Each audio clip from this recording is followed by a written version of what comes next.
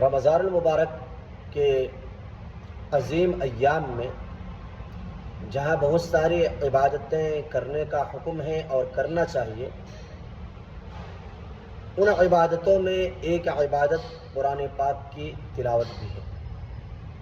قرآن پاک کی تلاوت کی کثرت رہے، اپنے آپ کو تلاوت قرآن پاک میں کھپائیں،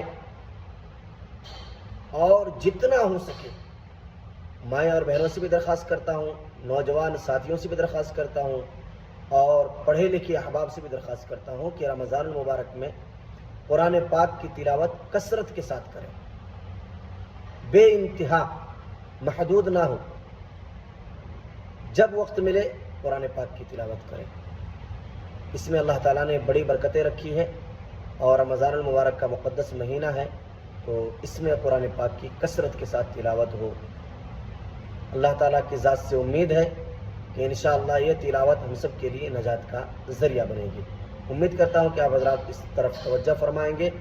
اور اس ناچیز کی باتوں کو دل میں جگہ دے کر کے قرآن پاک کی طرف خاص توجہ فرمائیں گے۔